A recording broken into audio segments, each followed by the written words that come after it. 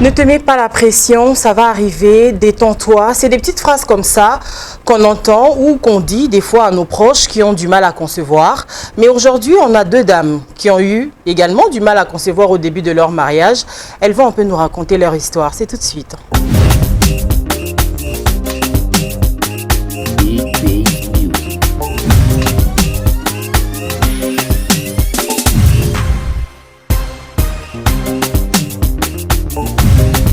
C'est un plaisir, un réel plaisir pour moi de savoir que vous êtes là tous les samedis à 22 h sur Univers Télévision en train de suivre votre émission Sans Gants, votre rendez-vous de tous les samedis. En tout cas, c'est un moment de plaisir, un moment de partage, un moment où vous écoutez les histoires des gens, les témoignages et aussi que vous pouvez ramener votre histoire. Moi, je suis toujours là.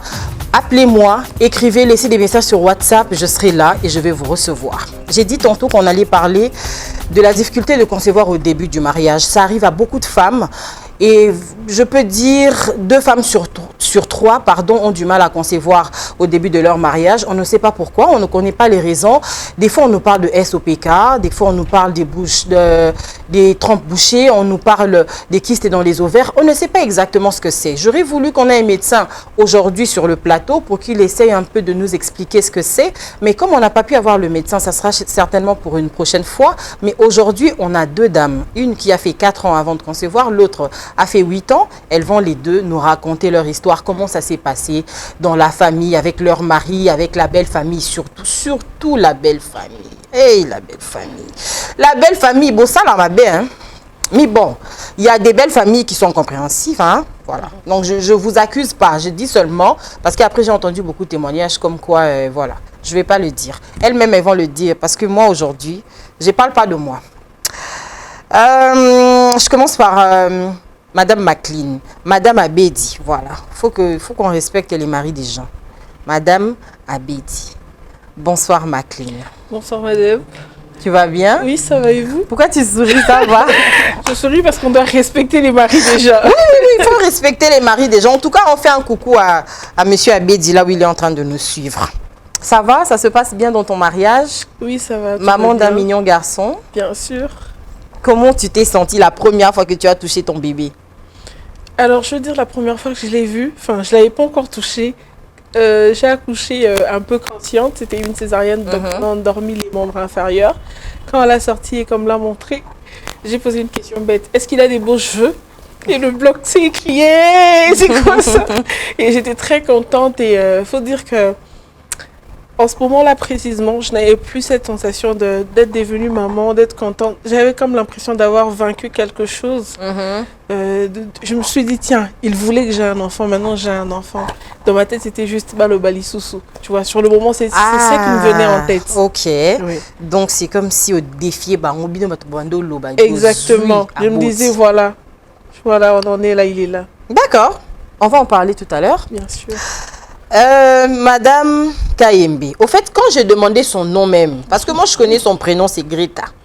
Au lieu qu'elle me dise qu'elle s'appelait Greta Fatouma, elle a dit Greta Kayembe. Donc, tout longola Fatouma. Et ça réflexe, maman, c'est naturel. Tout longola Fatouma la vie naie, tout tikaye Kayembe. Bonsoir, Madame Kayembe. Bonsoir, Madame Aridja. Tu vas bien? Ça va très bien. Qu'est-ce que ça te fait d'être sur notre plateau pour la première fois? Waouh. Comment tu trouves notre plateau? Un peu impressionnant, mais ça va. Ça va, hein? Ça va. Madame Kayembe. On salue Monsieur Kayembe aussi. On sait qu'il est quelque part, on le salue. On lui fait un petit coucou.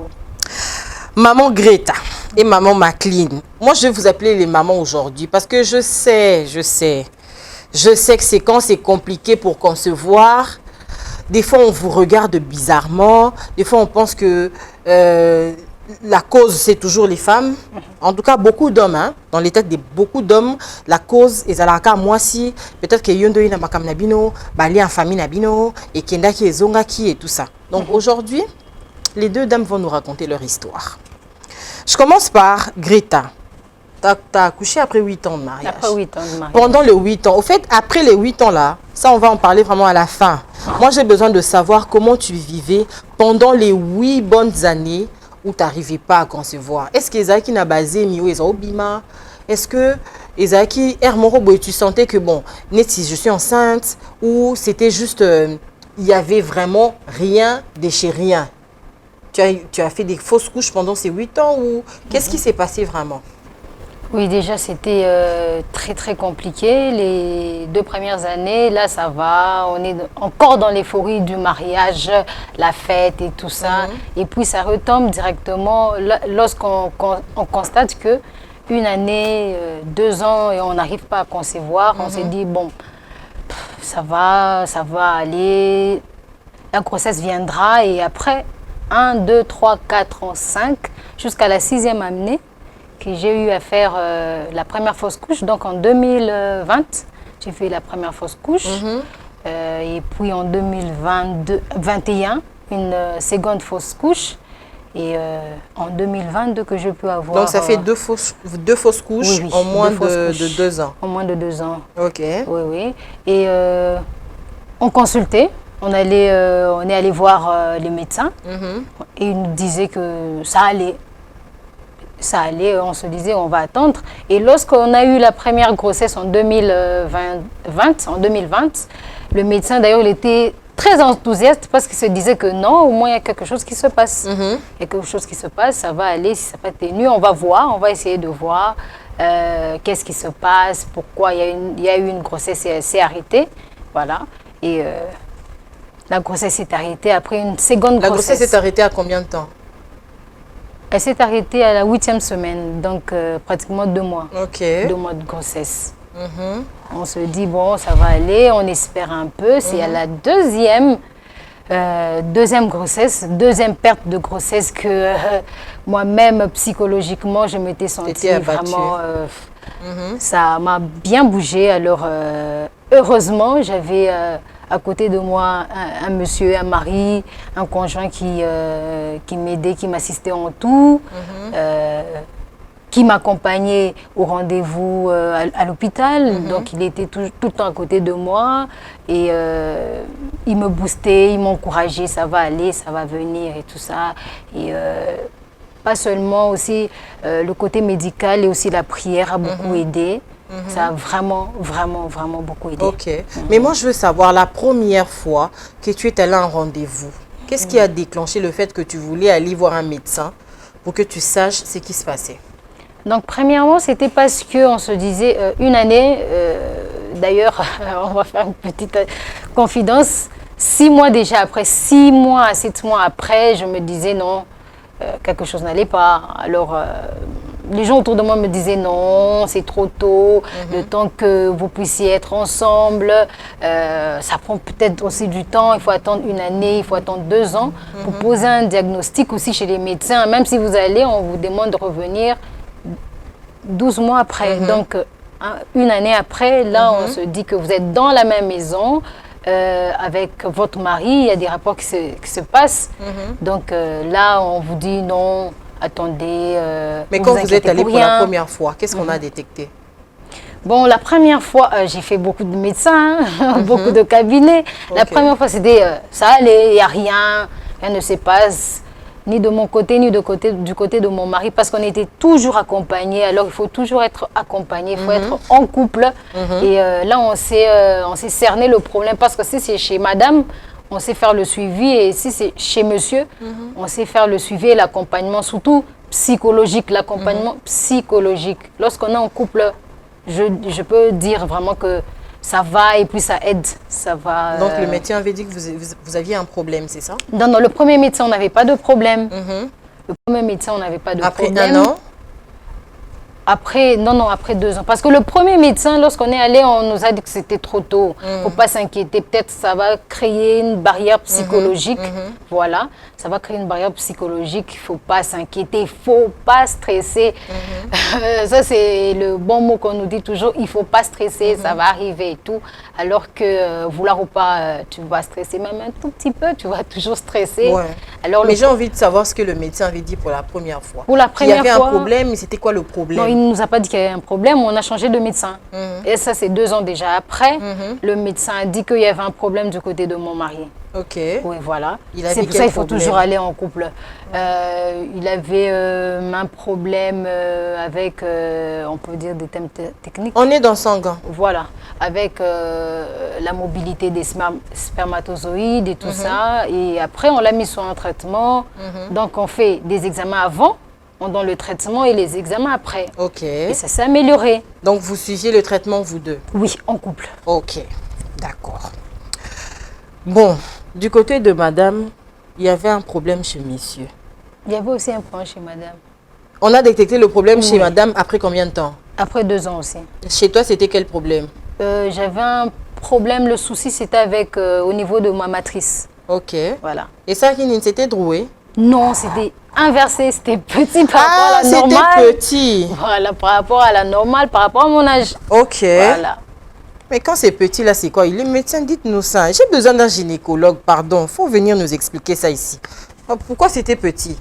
C'est inné ou ça a été causé par quelque chose? C'est comme ça. Bon, c'était pas causé par quelque chose. Ils se sont dit que je suis née comme ça. Ok. Ils se sont dit que je suis née comme ça. Et après, quand la matrice est... Quand c'est petit, tu ne peux pas concevoir directement. Bon, c'est l'explication qu'ils nous donnaient. Hein. Ok. Oui. Ça, c'est nouveau, ça, j'ai jamais entendu parler. Et oui, il y avait aussi quelques petits soucis. Ok. Des soucis par rapport à spirituel l'ovulation. ou... Non, là, on part d'abord du côté médical par rapport à l'ovulation et tout ça. Donc, les cycles s'est passé normalement, mais je n'ovulais pas, donc voilà. Tu avais des règles régulièrement? Régulièrement, très régulière. Ça n'a jamais sauté? Non.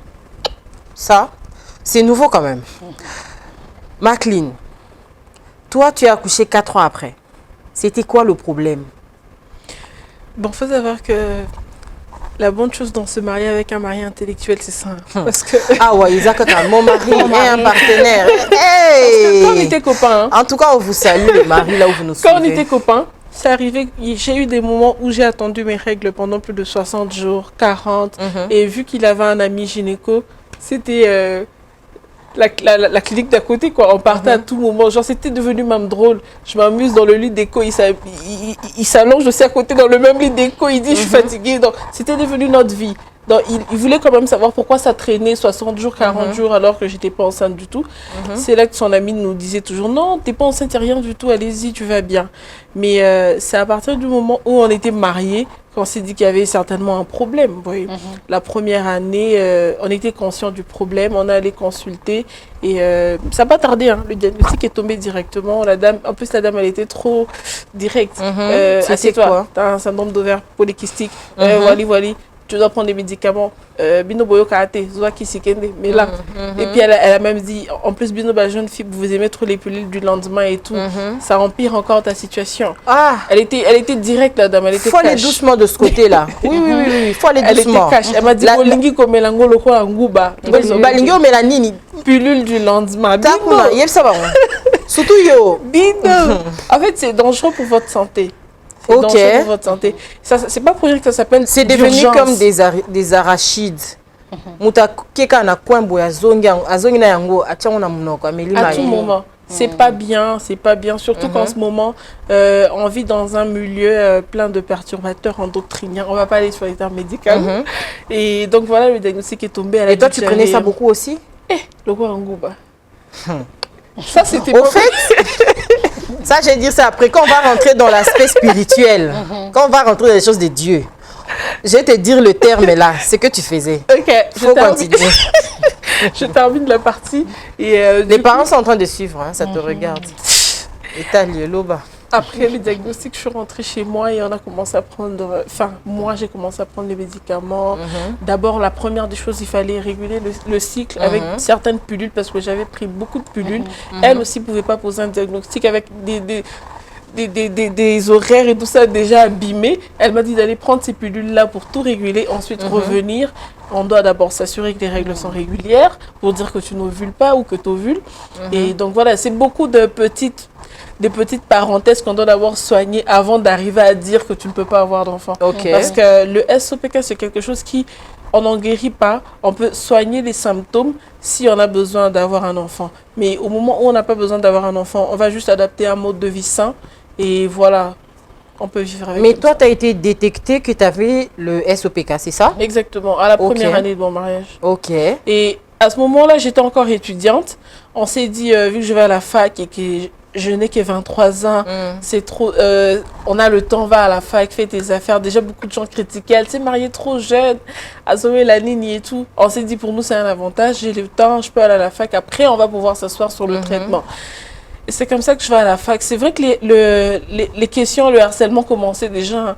Yo, bali, yokobo, tate, kaka ba voyage, kaka kotamola. Et on avait un bon prétexte. On disait non, elle va à la fac qu'elle termine. Mon mari et moi, on disait toujours ça. Donc ton mari n'avait pas de problème? Non, aucun problème. Et c'est là. Jusqu'à présent, il n'a aucun problème. On arrive. Non, il n'avait pas de problème. Non, avant les 4 ans. Pas d'abord après que tu... Avant les 4 ans, non. À un moment, il s'est fait qu'à un moment, quand j'ai commencé à être assistée, parce qu'à chaque ovulation, je devais aller confirmer qu'il y a ovulation. Il m'accompagnait et tout. On devait voir, faire des piqûres pour stimuler l'ovulation et tout ça. Et c'est à ce moment-là que tout se passait bien. Pour le docteur, c'était à 100% sûr que j'allais être enceinte après ces étapes-là. Et quand il voyait que ça se passait pas bien, il se demandait, mais qu'est-ce qui se passe? Il a dit, bon, on passe au mari. Il a dit, on va faire des examens au mari, voilà, des spermogrammes et tout. La première fois qu'on a fait les spermogrammes, parce qu'avant de le faire, il me semble qu'il faut arrêter de boire, il faut se comporter sainement pour avoir les meilleurs résultats possibles. Enfin, il n'avait pas respecté ces conditions-là. Il buvait, il faisait ce qu'il voulait. Et quand les résultats sont tombés, il y avait comme une baisse des spermatozoïdes selon le médecin.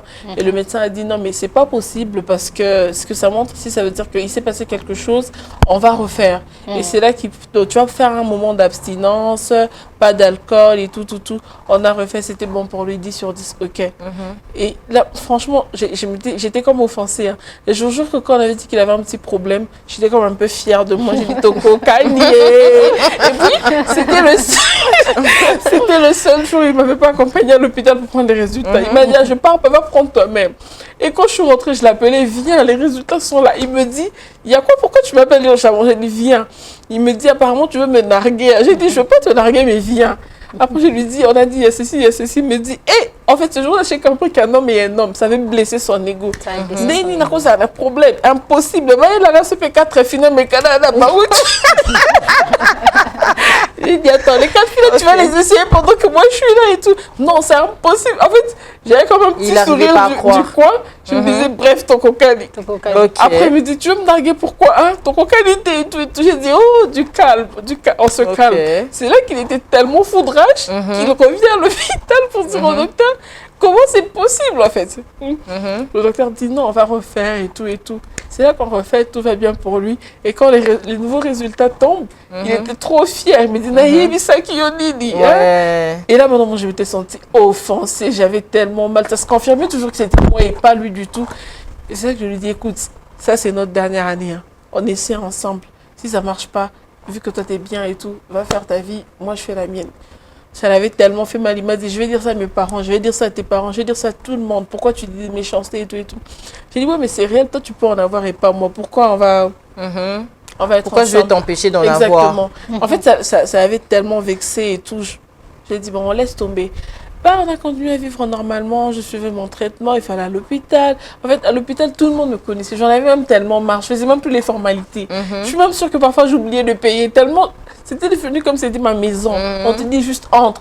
Parfois, tu as l'impression qu'on ne te fait même plus payer la consultation. Oui, entre, parce qu'on connaît déjà ton problème. On doit voir le médecin.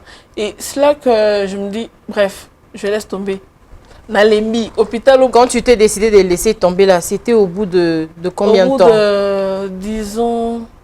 2-3 ans? À la 3e année. À la 3e année. Je suis fatiguée. À l'hôpital ici, tout le monde m'a vu à poil. Je suis fatiguée. Je me déshabille devant tout le monde. Je suis fatiguée. En fait, je suis fatiguée. Et là, ma mère, elle est infirmière. À ce moment-là, elle me dit, écoute, on n'abandonne pas comme ça. Tu viens, je vais t'amener chez mon gynéco. L'hôpital où tu es né, c'est là où je vais t'amener. Moi, j'ai dit, pourquoi je vais quitter l'hôpital de la capitale pour aller en province? Peut-être c'est moi la folle. Elle me dit, non, viens d'abord et tout. Ici, c'est l'expérience qui parle. Et puis moi, je suis là pour t'assister. Viens quand même. là, j'y vais. Et le gynéco de ma mère, il dit... ma mère, elle insistait. Hein, elle est même trop... Elle disait, non, il ne faut pas se coller à 30 points. Bon, ça, là, hydro. Hydro. Tout le monde me parlait de hydro. Le médecin a dit, non, mais comment tu peux dire qu'en face à quelqu'un, l'hydro, tu ne l'as pas examiné, de l'autre côté, tu poses quel diagnostic comme ça. Et là, on passe en échographie, il dit, mais tout va bien, ses trompes ne sont pas bouchées, tout va bien, alors qu'est-ce qui se passe? Après, je me mets à lui expliquer, je lui donne mon calendrier d'ovulation et tout. Après, il me dit, mais moi, là, voilà, qui sont comptés bizarrement, boy. Tu comptes d'abord mal, en plus, t'es SOPK, tu peux pas compter comme tout le monde. Ça veut dire qu'à ce moment, si toi, tu attends une ovulation, mais il n'y en a plus, etc. Il me dit, tiens, prends ces médicaments, tu vas les boire comme ceci, comme cela. La bonne chose, c'était que quand je suis arrivée, au moment d'aller à l'hôpital, j'ai eu mes règles. Et puis, le médecin dit, c'est très bonne chose. Donc, elle est... comme ça, tu vas mieux compter. Non, on va faire son écho, on va mieux comprendre le problème. Donc, on va aussi faire une écho après les règles pour voir ce qui se passe réellement. Donc là, c'était déjà mort. Je ne peux pas tomber enceinte parce que j'étais loin de mon mari et tout aussi. Donc, j'ai pris mes médicaments, je suis rentrée. Faut dire que j'ai juste fait une cure. Hein. Après, je me suis dit, comme maman n'est pas là, je ne vais pas boire. La tikina. Et... non, j'ai fait une deuxième. Parce que quand je suis arrivée, je ne suis pas tombée enceinte, j'étais grave déçue. Et c'est bien pour moi. Imaginez que je sois rentrée, que je sois tombée enceinte. On allait dire quoi? Peut-être j'ai pris ma grossesse d'abord en province. Et puis je suis venue avec. Ouais, c'est passé, j'ai eu mes deuxièmes règles, j'ai pris les médicaments qu'il m'avait donnés. Et puis voilà, je me suis dit, Natiki, je ne bois plus. Ça, c'était à la 3e année de mariage. Exactement, je me suis dit, Natiki, je ne bois plus. Et puis à ce moment-là, je commençais à vivre ma vie tranquille, du vin coulé à flot, le champagne à flot. Après, comme j'avais l'habitude de faire des tests de grossesse, je me dis, bon, on a ça là, je faisais juste en tant qu'intellectuel. Avant qu'on arrive au test de grossesse d'abord. Parce que les tests de grossesse, c'est vraiment à la fin. Exactement. Avant qu'on arrive au test de grossesse, toi qui avais fait 4 ans sans concevoir, c'était quoi le comportement déjà de ta belle famille? Parce que, attends, on est africain et tout, quand une personne, une femme, on va dire, hein, quand une femme se marie, les gens attendent à ce que, au bout de 6 mois, maxi, que Bayoka moi quelque chose, non, Azana moi fièvre, elle était partie à l'hôpital et tout ça. Mais comment ça s'est passé avec ta belle famille? Comment ça s'est passé à l'université? Toi qui partais encore à la fac, comment ça s'est passé avec tes proches?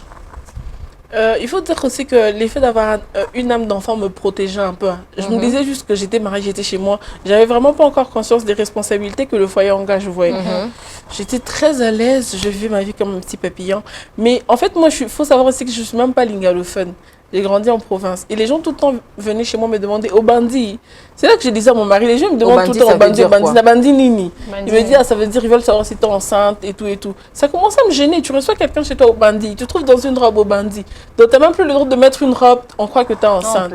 Et je sais que ma belle-mère, elle m'a demandé ça juste une fois. C'était 1 mois ou 2 mois de mariage. Et après, elle, c'est quelqu'un de vraiment cool. Elle m'a demandé juste pour m'embêter. Et pour mon mari... j'ai dit ça à mon mari m'a dit non, je veux grandir, maman, elle va plus te dire ça. Parce que c'est la télé. Non, c'est réel. Il m'a dit, je vais lui dire, elle va plus te dire ça. Après, il a dit à maman, non, maman, elle a un peu de problème, on va aller à l'hôpital et tout. Après, sa mère a dit, ah, désolé, après, elle a laissé tomber, elle n'a plus jamais demandé ça. Donc, tu n'as pas vécu d'harcèlement du côté de ma belle famille, personne. Et à la fac avec tes amis? Non, à la fac non plus, parce que moi j'étais quelqu'un d'assez... j'avais un fort caractère, je m'asseyais que seule. J'avais une amie, mais elle était décédée, donc il n'y avait personne qui avait le cran de venir me parler et tout. Après, quand je me suis mariée, j'étais déjà en première licence, donc j'ai fait que 1 an supplémentaire à la fac, et je suis partie. Mais le harcèlement, le vrai, venait des réseaux sociaux. Ok. Et parle-nous de ça. Non, mais... Avant, moi, j'étais vraiment quelqu'un qui faisait, tu vois, les contenus Love Matalana. C'est là que les gens viennent écrire. Ton mari et toi, c'est qui le stérile? Mais comment ils savaient donc? C'était tes proches qui se cachaient derrière c'est des proches, mais aussi les Kinois, ils sont comme ça parce qu'ils vous suivent. Ah, ils ont vu que j'ai posté un mariage. J'ai posté un mariage, ils ont vu que j'ai posté un mariage. Ensuite, que je postais moi et mon mari, ils voient que les temps passent et tout, ils me voient. Parce qu'une personne qui n'a pas d'enfant, ça se voit. Elle vit pour elle, elle se maquille, elle se fait belle et tout et tout. Donc, à travers même votre contenu, même les personnes qui vous connaissent, ni d'Adam ni d'Ève, arrive à cibler. C'était sur TikTok ou sur Facebook? Non, sur TikTok. Okay. Et sur Facebook, j'en ai eu aussi. Hein. J'ai posté, je me rappelle, vivre nos 2 ans de mariage. Un ami m'a écrit, à 2 ans, Niniwa Pibana. C'est là que ton ami? Oui, un ami avec qui on a étudié. Je l'ai suivi en PV, j'ai dit, si c'est pour avoir un enfant comme toi, il vaut mieux la zangoter. Je l'ai bloqué et tout. Et je me rappelle, à la 3e année, mon mari, il poste une photo de nous pour dire vive nos noces, s'appelle les Niniwana. Il y a un ami à lui qui lui écrit pour dire donc il y avait des histoires méchantes. Mais tu étais dans quel état d'esprit quand tu recevais ces genres de commentaires?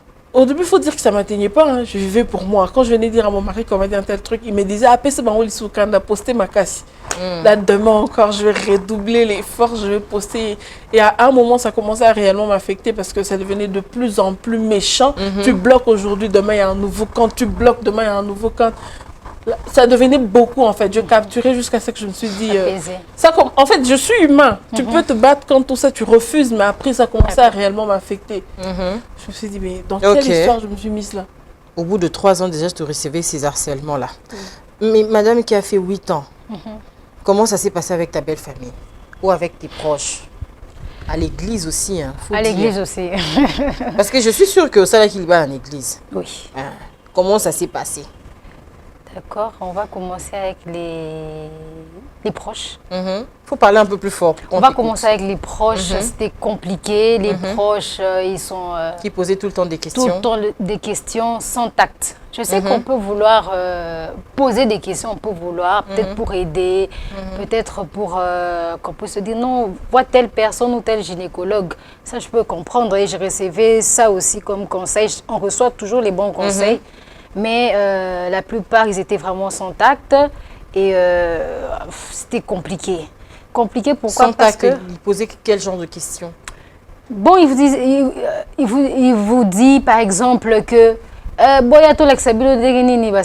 vous comprenez? Ah, ok, oui, parce que bango baza matière en oui, parce que on dirait que le bozo salamala mouté. Donc bango nzamba laksa bango laksa noté.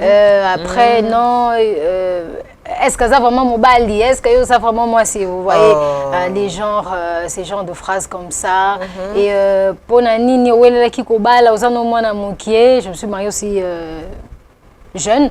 La paix et tout ça, ou bien mobile on a pas bongi na yote boka bwana kaka, donc c'était voilà comme ça.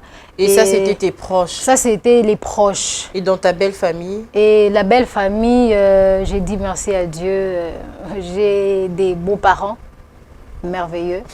Ils nous accompagnent. On est devant les caméras, hein? Mais bon, c'est pas grave. Non, mais c'est réel parce que dans la plupart du temps, si tu tombes sur une famille qui te comprend, ça se passe vraiment bien.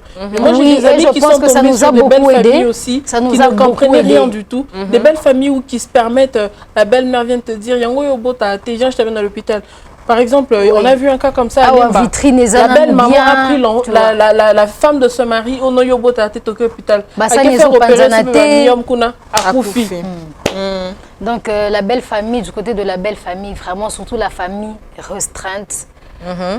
Que Dieu bénisse mes beaux-parents là où ils sont, mes belles-sœurs, mes beaux-frères, c'était vraiment des paroles d'encouragement. En tout cas, on les salue là où ils sont. Oui, là je tiens vraiment à souligner ça. C'était vraiment des paroles d'encouragement. Mon beau-père, il m'appelle toujours par mon nom de famille, me disait toujours compte sur Dieu, ça va aller, Dieu m'a donné des enfants, il a donné à ta mère des enfants, vous aurez aussi des enfants, ça va aller. À part la prière, il faut aussi consulter. Là, vraiment, il avait raison. Je tiens à dire vraiment, à part la prière, il faut aussi consulter. La prière, oui, mais il faut consulter, il faut voir les médecins en couple. Ok. Et à l'église, comment ça se passait? Bon, à l'église... Ma soeur à l'église, on va batonga abat. Non, batonga qui était. Déjà parce que moi je suis un peu réservée à l'église. Je suis dans un département. J'étais dans un département. C'est l'intercession. Donc on est un peu plus caché si on peut dire ça. On vient avant le culte et on rentre après le culte. Donc là, de ce côté, ça allait. Mais là où ça compliquait aussi, c'était dans le quartier. Et on a un ministère. Avec mon mari, un ministère de prière, et là c'était compliqué. Les gens venaient, des couples venaient, ils avaient des enfants, et après on entendait et tout ça. Et là aussi, voilà. Bon, là c'était l'harcèlement de la belle famille. Bon, les deux dames ont des belles familles magnifiques en tout cas, et approche peut-être les réseaux sociaux et tout ça. Mais avant de poser la question pour savoir, parce que les hommes aussi sont la cause de beaucoup de choses dans les têtes des femmes. Parce que tu peux te marier, tu dis non, mon mari, je l'aime et tout ça. Mais quand il y a un problème, c'est quand tu réalises que celui que j'avais décidé d'épouser là, c'était pas lui là que je suis en train de voir. Il y a beaucoup d'hommes qui ont qui n'ont pas qui sont maladroits, qui savent pas, voilà, qui sont vraiment très maladroits, qui savent pas gérer les situations, qui savent pas se calmer ou avoir une maîtrise pour se dire non, c'est un problème qui peut passer et tout ça là. Mais ils ont une manière de faire les choses là. Avant de poser la question pour savoir comment ça s'est passé avec leur mari, on va d'abord prendre cette vidéo, qu'on va revenir et puis après elles vont répondre. Qu'est-ce que tu veux insinuer? Que moi je suis une femme stérile? Je te rappelle que le médecin a dit que nous deux, on n'a aucun problème de fertilité. Donne-le-moi. Non, cet enfant, il est à nous. Ah! Michel, j'ai encore fait un cauchemar. Laisse-moi dormir.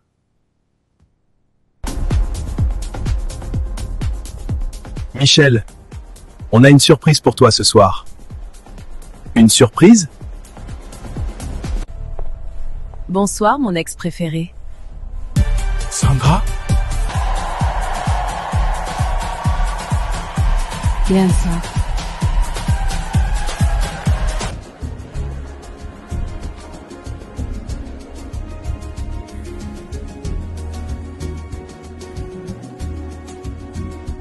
Michel, depuis quand tu rentres à 3 heures du matin? Laisse-moi tranquille, madame.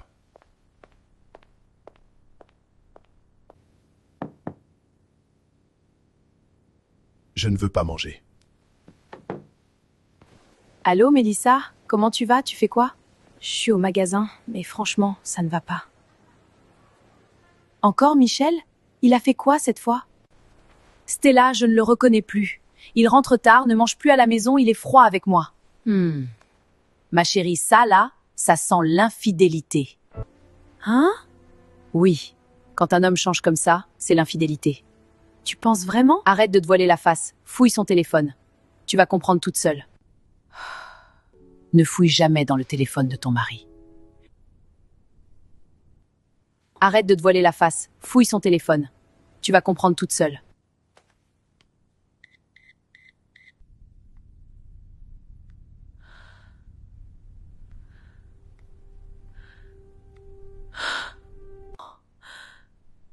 C'est pas possible. Il peut pas me faire ça. C'est qui, Sandra? Tu fais quoi dans mon téléphone? Réponds-moi, Michel! C'est ma cousine, tu te fais des idées. Donc tu couches avec ta cousine? Tu me prends pour qui, Michel? Ok, Sandra, c'est mon ex. Au moins avec elle, j'ai la certitude qu'elle est fertile. Moi, j'ai vraiment envie d'avoir des enfants. Qu'est-ce que tu veux insinuer? Que moi, je suis une femme stérile? Je te rappelle que le médecin a dit que nous deux, on n'a aucun problème de fertilité. Donc tu penses que moi aussi, je n'ai pas envie d'avoir des enfants? Tu crois que moi, ça ne fait rien? Pourquoi moi, je ne vais pas ailleurs alors? Monsieur Michel Quisseux, c'est la dernière fois que tu me traites de femme stérile.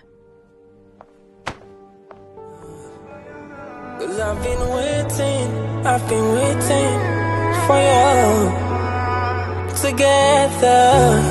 Now me and you forever. Nobody fit to put us under. Love is what I'm here to. De retour sur le plateau de Sangan, nous sommes en train de parler de la difficulté des conceptions au début de mariage. Vous avez donc suivi la vidéo avec nous. Vous avez parlé, mesdames, vous avez parlé de vos belles familles, de vos proches et tout ça là. Mais c'était quoi l'attitude de vos maris? Maclean, par exemple, toi, ton mari, comment il s'est comporté avec toi? Est-ce qu'il a été vraiment dans la compréhension? Est-ce qu'il était en train de te soutenir? Ou bien il t'a balancé des choses comme ça pour dire, ouais, c'est toi le problème et tout ça là. Donc, tu peux aller faire un enfant dehors. Non, franchement, il faut dire que nous, on n'en parlait jamais. Hein. On avait accepté notre situation, on vivait même. En fait, il faut aussi cerner le comportement de vos partenaires, même quand vous êtes copains. Quand on était copains, mon mari, c'était quelqu'un qui disait toujours, moi, même si j'ai 10 enfants, j'en adopterai 2 ou même d'autres dehors parce que j'ai vraiment de la peine de voir des enfants dans la rue et tout et tout. Et quand on s'est mariés et qu'on n'arrivait pas à en avoir, c'était vraiment pas ça le centre de notre foyer. On vivait, on rigolait, on sortait, on profitait, mais à fond. C'est les gens qui nous rappelaient en fait qu'il fallait qu'on puisse avoir des enfants. Et je me rappelle, après plusieurs plusieurs essais. Il m'a dit, écoute, si ça vient, ça vient. Ça vient pas, Tofen Nabiso, le sel tombera pas. Et voilà, c'est vraiment quelqu'un, quand tu en parlais, il se dit, hey, pardon, j'ai pas envie de parler, je suis fatiguée. Ça lui trottait même pas dans la tête. C'est vraiment quelqu'un qui a été éduqué avec la chose parce qu'il vient d'une famille où sa tante a mis 11 ans avant de concevoir. C'était vraiment des personnes qui ont soutenu leur tante. Et donc voilà, comme j'ai dit au début, tu vas encore me dire, choisissez les intellectuels. Ma belle-mère est intellectuelle, mon beau-père est intellectuel. Donc, hein, vous comprenez. Ou peut-être que c'était pas encore trop tard pour qu'il se déchaîne. 4 ans quand même. Non, mais très franchement, je sais pas, c'est Dieu qui fait. La majorité des personnes comme nous qui avons des cas compliqués, Dieu merci, nous donne des maris patients et compréhensifs. Parce que moi, je me dis que si j'avais épousé quelqu'un d'autre, peut-être, on n'aurait même pas fait 2 ans. Parce que ça se complique à partir du moment où, en fait, un enfant, ça se cherche à 2. Donc, les consultations, tout ce qui est médical, ça se fait à 2, je suis désolée. Tous les rendez-vous, tout ce qui implique la fertilité, ça implique le partenaire. Donc, vous devez être à tout moment à 2. Et si tu as une personne qui ne t'aime pas ou qui ne veut vraiment pas aller avec toi, c'est mort, vous n'allez jamais y arriver. T'as pas vu qu'il était devenu un peu infidèle, il ne voyait pas dehors non, et en tout tout ça, cas, non, franchement, il me soutenait, mais à fond. Il pouvait bien te soutenir, mais... franchement, je suis quelqu'un de très futé. Hein. S'il y avait eu ça, je l'aurais regardé un peu dans son téléphone. Hey, je suis forte dans ça. Yes. Ça, là, on aime ça. Je suis forte dans ça, mais j'ai pas vu ça. J'ai pas vu ça. Tu as regardé même... Et au bout d'un moment, je commençais même à me dire, s'il le fait, je suis arrivée à ce stade-là, je ne vous mens pas. S'il fait ça et qu'il veut avoir un enfant, je comprendrai. Je me disais ça très naturellement, parce que je me disais, Azam ou toi, ils s'écrivent... Toi, tu regardais dans quoi? Sur WhatsApp? Dans tout. Tout là, c'est quoi? Dans Snap, dans Messenger, dans Instagram, dans tout. Beaucoup plus, ils écrivent sur Telegram. Faut regarder. Moi, je regarde dans tout. Parce que moi, je me rappelle à une époque, quand on s'était séparés, mon mari et moi, on était copains, on s'est séparés, ils m'envoyaient des mails. Donc, je regarde dans tout. Tu regardais même dans ses mails? Je regarde dans tout. Il sait. Bon, après... S'il se réveille le matin et que je ne parle pas, c'est que j'ai vérifié quelque chose. Et puis, dès qu'il me voit, il dit bonjour, mon cœur. Je réponds pas. Il dit hey, Lily. Ok. Donc, voilà, donc tu as regardé, il ne t'avait pas trompé et tout ça, il ne voulait pas. Franchement, il m'a accompagné dans la chose et on était à fond ensemble. Okay. Il n'avait pas changé. Je peux même dire qu'il était plus tendre. Parce que maintenant, il s'en fout un peu. Il me dit, il sort aux Anamon. Ouais, bon solo là. Reste avec. Bon solo là. Mais avant, franchement, c'était vraiment âme sœur, présent et tout. C'est trop beau ça. Ouais. Et monsieur Kayembe. Bomba, tu peux parler. Toi, tu caches les choses pourquoi? Faut parler. Comment il se comportait avec toi pendant les 8 ans là? Pendant les 8 ans là. Il t'a soutenu pendant 8 ans ou à un moment. C'est un être humain, non? Oui, tu vois, il attendait quelque chose et tout. Ça vient pas, il peut se fatiguer. Mentalement, il peut être un peu. Tu vois, à quoi balancer au moins quelque chose. Mais toi, tu m'as emmené des problèmes dans la vie et tout ça. Peut-être que si j'avais épousé mon ex. En ce moment-là, on allait déjà avoir un enfant. Non, et lui, tout il ça. me disait que non, tu te mets trop la pression, il faut être calme. Vous aussi, vous dites ça seulement parce qu'on est en train de vous suivre. Peut-être qu'on vous avait mis quelque chose dans la tête là-bas. Là, c'était vraiment au tout début, mais après, lorsqu'il fallait partir à l'hôpital, là, ça c'est autre chose. Hein, pour convaincre un homme pour aller à l'hôpital et avec tous les examens qu'on demande, c'est un peu compliqué. Surtout quand il faut faire les spermogrammes. Là, c'est compliqué, madame. C'est la partie, c'est ce point-là, en fait, qui a fait que déplacer Kabola à battre, en fait. À partir du moment où la personne ne se prête pas à la chose, les hommes se sentent humiliés, leur ego touché à ce moment-là. Oui, moi, je n'ai aucun problème. Le problème, c'est toi. Donc, c'est à toi d'aller à l'hôpital. Oui, oui. Il faut d'abord, toi, tu vas à l'hôpital. Ceux qui s'est allé, Bakotinda.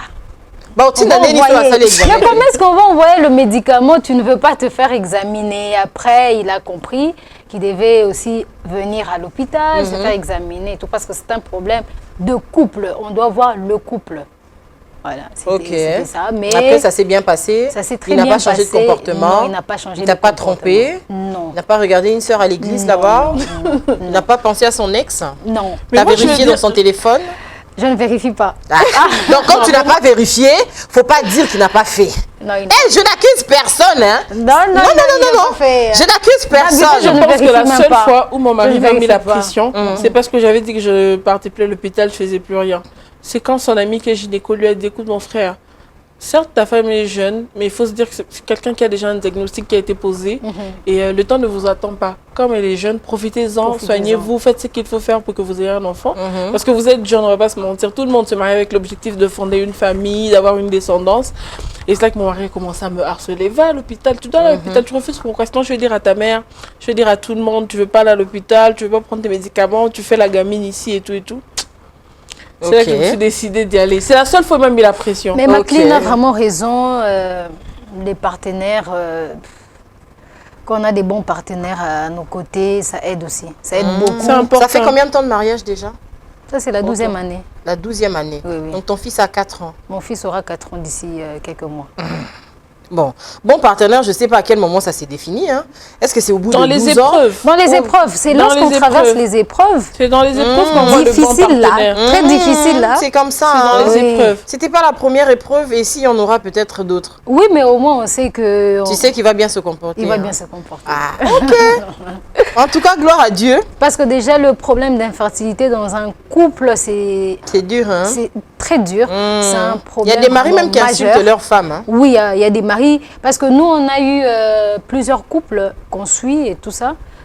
Du côté spirituel, on voit vraiment les témoignages qui reviennent. C'est compliqué, c'est vraiment compliqué. Azamoulouba. Hey! En plus. Uswahili. Mourega. Ah, t'es. Bah, ça, il va avoir problème. T'imagines pourquoi je t'ai dit que Dieu bénisse les bons parents? Monsieur Kaembe, il faut qu'on lui donne une chèvre nous-mêmes. Non, si. Il faut qu'on lui donne une chèvre. Nous-mêmes, on va lui donner parce la chèvre. que Bandeko Nabiso Et ça m'étonne que ses parents aussi étaient autant compréhensifs. Oui, c'est vrai, j'ai dit vraiment les beaux-parents, la belle famille, surtout la famille restreinte. Tu es sûr vraiment qu'Azam Moulouba? Azam Moulouba. Moulouba Penza. Oui, Azam Moulouba. En tout cas, bon. Oui. So, Louba Ebele, quoi, mais c'est Kaembe. En tout cas, que Dieu vous bénisse.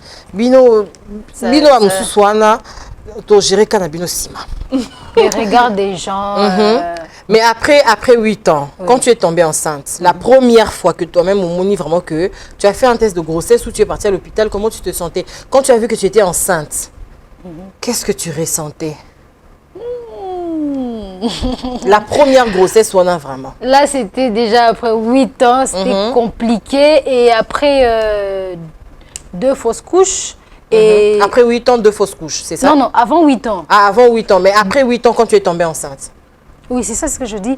Après 2 fausses couches et un œuf clair. Donc, pratiquement, on peut dire 3 grossesses comme ça. Et c'était pas vraiment la joie, hein, parce que moi, il fallait que je fasse un test de grossesse. Et c'est même monsieur qui allait chercher le test de grossesse. Moi, donc, tu étais un peu fatiguée aussi. Oui, c'était du genre, bon, attention que ça yango. Peut-être que ça va s'interrompre et tout ça. Mais quand tu as vu vraiment que la grossesse poussait, et puis la grossesse était vraiment difficile. Hein. Ok, comment tu as vécu ta grossesse? Très compliqué. Très compliqué. C'était quoi? L'enfant ne s'est développé pas? C'était quoi le problème? L'enfant s'est développé. Bon, la grossesse, premièrement, on a dit que ça s'était arrêté vers 8 semaines. J'ai dû changer de gynécologue. La grossesse de ton fils, là? Oui. Ok. J'ai dû changer de gynécologue. Merci à mon gynécologue. Je ne sais pas si je peux citer le docteur. Oui, tu peux. Docteur Ondimba Jules, merci énormément. C'est quelqu'un que j'ai connu comme ça, par hasard. Ma soeur qui m'a référé, ma soeur est médecin, m'a référé chez lui. Il était vraiment optimiste, très très optimiste. Il me disait, non madame, priez, je sais que vous êtes une croyante, priez, prenez les médicaments, reposez-vous, ça va aller. Et la grossesse a évolué jusqu'au 6e mois. Je saignais tous les jours. C'était vraiment une grossesse compliquée. Merci. Et quand tu as accouché? Merci au gynécologue. Tu as accouché par voie basse, non? Oui, j'ai accouché par voie basse. Et après les 6 mois, le relais a été pris par le docteur Berry. Il m'a aussi très très bien accompagnée jusqu'au bout et ma grossesse, je suis arrivée presque à 42 semaines. Et le jour où tu accouches, quand on t'emmène ton bébé, wow. Qu'est-ce que j'ai envie de savoir? C'était quoi ton sentiment? C'était quoi? C'était vraiment, j'ai dit, ouf. Est-ce que tu arrivais à croire que c'était ton enfant? Non. C'était vraiment... On pleure pas ici. On ne pleure pas ici. C'est vraiment le bonheur. Il est arrivé après un accouchement aussi difficile, des fortes contractions, alors qu'on m'a prêté pour la césarienne. Et puis Il est sorti de lui-même. Comment il s'appelle déjà? Il s'appelle Eliel, qui signifie Dieu et Dieu. En tout cas, Eliel Dieu et Bishima. Dieu. Bishima qui signifie miracle en Chiluba. Voilà, c'était... Ok. Quand tu le vois aujourd'hui, qu'est-ce que tu ressens? Lorsque Quand il je t'a le vois, appelé je maman. me dis... Oui, je me dis vraiment, Dieu est passé par là.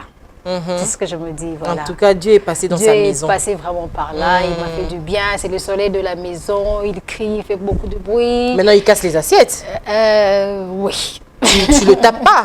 Non. Non, faut pas taper. Non, je Faut pas taper, il faut parler, il faut pas taper. Comme il casse les assiettes, mon bébé, il faut encore casser. Il faut casser même la télé, papa va acheter. Quand tu vois... Parce qu'au fait, moi, j'ai vu quelques captures d'écran sur TikTok. Quand tu as posté tes tests de grossesse, j'ai vu des messages des gens et tout ça. Il y a même une dame qui avait commenté, qui a fait ouf. J'ai dit, mais c'était quoi le problème? Au fait, je ne comprenais pas. C'est quand j'ai lu les commentaires, après je comprends que elle avait du mal à concevoir et tout ça, mais je n'avais pas vu les vidéos où tu parlais de ton problème et tout ça. Quand tu vois que tu es enceinte, test de grossesse dans Liboso, quand tu as vu que c'était 2 barres, comment tu te sentais? Franchement, j'ai eu l'impression que je devenais folle parce qu'il y a 2 barres. Soit les Amabé, soit les Simbi. Donc j'en ai fait 3 à l'instant. Je me suis dit, tiens, j'envoie une photo au gynécologue. J'envoie une photo à une amie, elle est dans TikTok, c'est Fali by Coco. Oui. Et j'envoie à une autre amie aussi. Donc j'envoie à ces 3 personnes-là. Elle me dit, ma belle, félicitations, et ça vraiment Yango. Et une autre amie, Priscille Nzaou, on était dans la même quête. Elle me dit, et ça Yango. J'ai dit, t'es sûre? Elle dit, non, j'envoie. Je crois que j'avais vu ça chez Priscille. J'envoie au gynécologue. Le gynécologue me dit, parce que c'est un ami à mon mari, le gynécologue, donc il me dit, félicitations, et ça qui toque, c'est vrai. Je lui ai dit, écoute, ne dis rien. Il me dit, toi aussi ne dis rien, viens à l'écho, on va confirmer la chose. Je vois à l'échographie, je vois vraiment dans l'écran que. En plus, je l'ai su, c'était plus d'1 mois, tu vois. Je vois vraiment que Eza Yangoko. Et sur le moment, après les 3 tests, je m'assois seule dans la chambre. En fait, j'étais même pas contente. Je commence à me dire, mais Dieu, pourquoi? Pourquoi maintenant seulement? Donc, tout ce temps ici, les gens se sont moqués de moi, insultés. Donc, je pouvais le faire aussi, tu vois. Ce jour-là, en tout cas, j'avais très mal dormi. J'avais beaucoup pleuré. Quand mon mari est rentré, j'ai fait comme si de rien n'était. En fait, sur ça, il me disait, maman, tu as dormi avec moi en me regardant, sachant que tu étais enceinte pendant tout ce temps. Donc, je me disais, pourquoi que maintenant? Tu avais dit 3 mois? Tu as attendu 3 mois? Non, c'était à la 4e année que... pour annoncer la nouvelle. Non, je voulais attendre 3 mois. C'était ça le plan initial, tu vois. Et là, je suis allée à l'échographie. Le médecin m'a confirmé que j'étais bien enceinte, voilà. Mais comment tu as vécu ta grossesse? Au début, au début, c'était très bien. Genre, quand j'ai dit à mon mari, il me traitait bien, même quand je voulais conduire. Ne pars pas, rentre ici. Je voulais faire ceci. Tu es où? Tu fais quoi? Pourquoi tu as là tout? Genre, il voulait tout savoir, en fait. Et ensuite, je pense que c'est quand on le sait que ça rentre dans le cerveau reçoit l'information que les malaises commencent. Voilà. Et le premier trimestre, non. Je pensais que c'était la vie, tout allait bien jusqu'à ce qu'un jour, je rentre au supermarché, la supermarché, j'ai vomi devant tout le monde. Et là, tous les malaises ont commencé. Je mangeais plus, je buvais plus, je marchais plus, je faisais rien. Je restais allongée. Mon mari trouvait toutes les sortes d'eau aromatisées, gazeuses, pour que je puisse boire. Ça ne marchait pas. Il me donnait un bain chaque jour avant de partir travailler. Donc, il me retrouvait dans le lit. Là où il m'a laissé, c'est là où il me trouvait. Je ne bougeais plus, je ne faisais plus rien. Donc, il se comportait bien avec toi, ton mari? Bien sûr. Okay. Il faisait vite pour rentrer parce qu'il savait que je ne pouvais pas bouger, je ne pouvais rien faire. Mais tu as dit quelque chose ici. Voilà. Moi, quand je suis tombée enceinte, je suis allée dans un supermarché. Moi, parce que là, c'est la mauvaise pub. Dans quel supermarché, on a c'est pain en verre. Déjà. Quand j'entre, l'odeur que j'avais sentie là-bas. Jusqu'aujourd'hui, si je vais là-bas, si vous me voyez là-bas, c'est-à-dire que j'ai circulé dans tous les supermarchés, je n'ai pas trouvé ce que je cherchais. Il y a un pain en rouge. Je connais ça. C'est pour ça que je n'ai pas cherché. Parce que cette odeur-là, jusqu'aujourd'hui, quand je rentre là-bas, je sens cette odeur-là. Non, mais en fait, moi, ce que j'avais mangé dans le supermarché à Moujouana Pay, les glaces, il y a maison Moboye, Bani Makasi Nakina, ça là-bas frigolé. J'en raffolé au début, je voulais faire la femme enceinte et tout. Et puis ça n'a pas marché. Mais après, quand tu as accouché, quand tu as vu ton bébé et tout ça là, quand tu vois ton bébé grandir à la maison et tout, Non, vous mais avez on a maintenant sauté vie une de famille. étape. Hein. J'ai tellement eu des malaises que j'ai perdu 30 kilos. J'étais pas bien. On a appelé le médecin pour m'ausculter à la maison. Parce que j'en pouvais plus de ramper seule. Je me suis dit, un matin, je pars chez ma belle-mère. Avec la dernière énergie qui me restait, j'ai conduit, je suis arrivée là-bas. J'ai dit que je vais commencer à habiter là-bas en attendant. Et ma belle-mère, elle m'a bien reçue, elle se moquait de moi. Et aujourd'hui, autant qu'il autiste, il y a qu'un débrouillé et tout. Donc, elle aussi, elle a constaté que c'était un peu trop grave. Je faisais rien, je mangeais pas, je parlais pas, je marchais plus. Elle a dit à mon mari, appelle le médecin. Le médecin vient, il dit, mais elle va pas bien du tout, il faut aller à l'hôpital. Arrivé à l'hôpital, il se concertent, ils reviennent me dire, les autres médecins disent que c'est grave, on devrait interrompre la grossesse pour la sauver si on veut qu'elle soit bien. Et c'est de la grossesse de qui en fait vous voulez interrompre? Le médecin il dit à ses amis, c'est pas possible. Moi je les ai suivis depuis qu'ils sont copains jusqu'à maintenant. C'est du chemin, ils vont jamais accepter. Trouver la solution. Ils ont commencé à se battre. Quelle combinaison on peut associer à quoi pour lui injecter pour que Bengi, médecin de partout. On a dit, c'était un médicament, j'ai oublié le nom. À l'époque, on injectait aux femmes enceintes qui avaient vraiment des malaises. Ils sont allés chercher de pharmacie en pharmacie. Ils ont trouvé, ils ont fait leur combinaison, on m'a injecté et j'allais bien. Franchement, ça m'avait fait très peur. Après ça, j'ai pris un mois de rémission.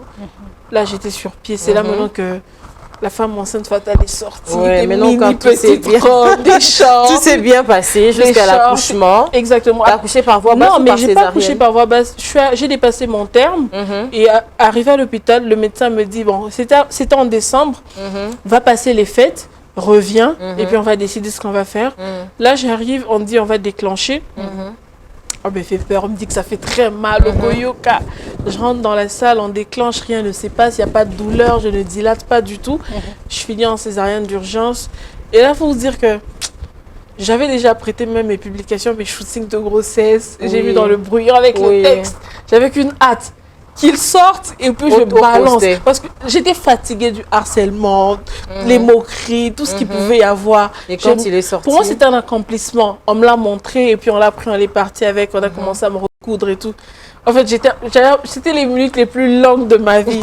Je voulais juste sortir, aller voir mon mari, vraiment aller voir mon enfant et tout ça. Là. Et mon mari, je lui demande qu'est-ce qui se passait de l'autre côté. Il me dit, on était dans la salle d'attente avec ton frère et ma mère. Et puis, on nous a dit, si vous entendez l'enfant pleure ce qu'il est né et tout et tout. Après un moment, ils ont dit c'était calme, ils priaient tous. Ils ont entendu l'enfant. On a appelé mon mari, il est entré, il m'a dit quand j'ai vu l'enfant, comment il pleurait, j'ai dit oh, ça c'est vraiment le fils de sa mère. Il dit lui c'est vraiment le fils de sa mère. Il a dit, on l'a dit tiens, il a dit il avait peur, il a refusé, il a laissé l'enfant, en fait il était dépassé, il m'a dit, il a appelé sa soeur direct en vidéo, regarde c'est vrai. Après il s'est réfléchi, il a dit attendez, où est la mère? Vous m'amenez un enfant comme ça, où est sa mère?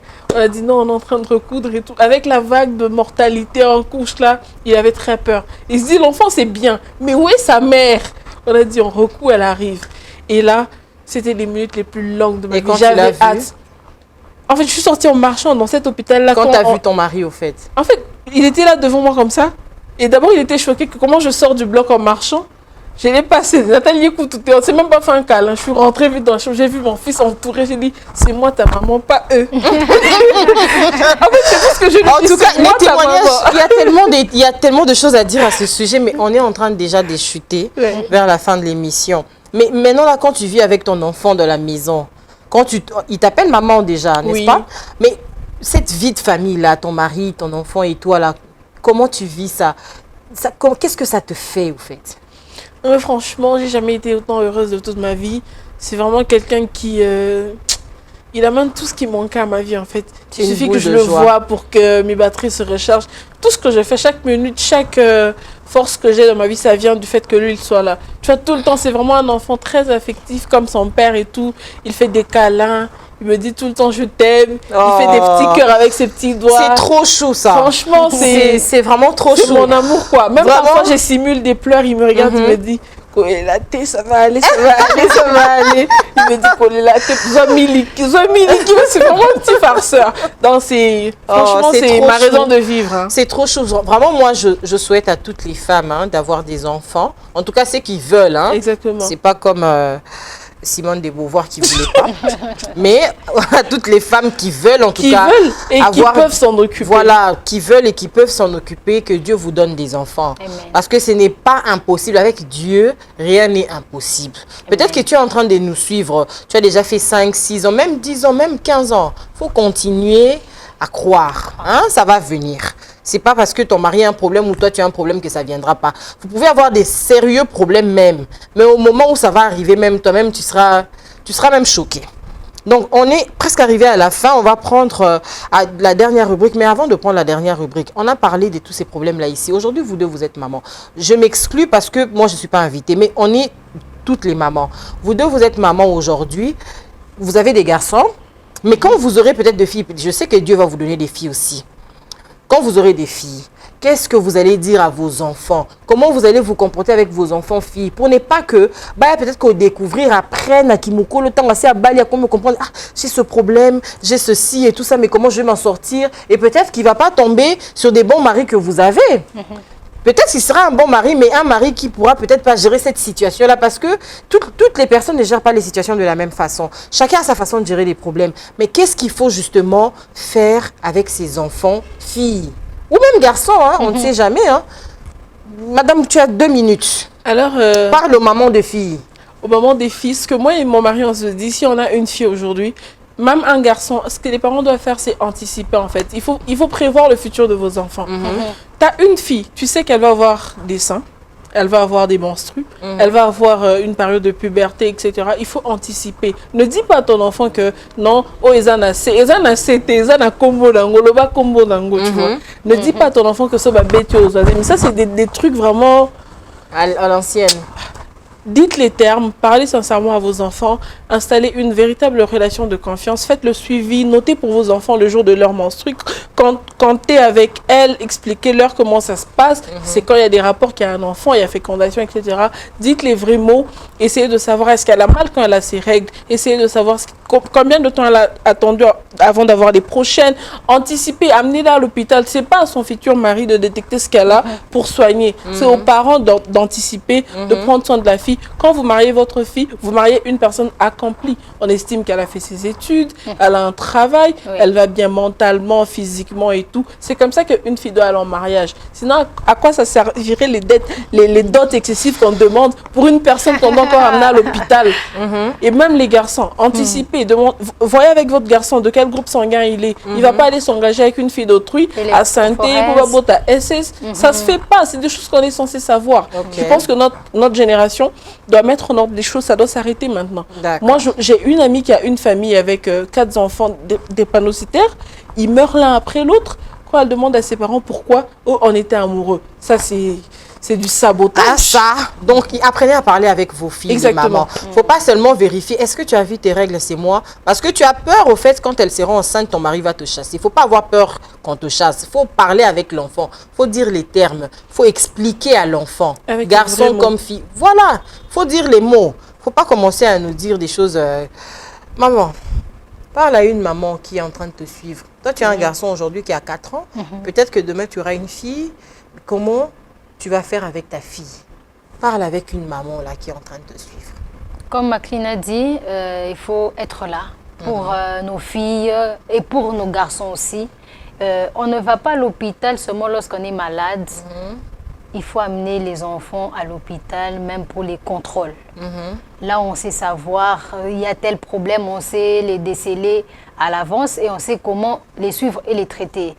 Il y a aussi la partie... on parle de nos filles, hein? Oui. Des filles comme des garçons. Oui, des filles comme des garçons. Il faut anticiper, leur parler de la sexualité. Il faut leur parler, pas de tabou. Les enfants ne peuvent pas apprendre sur Internet ou bien dans la rue.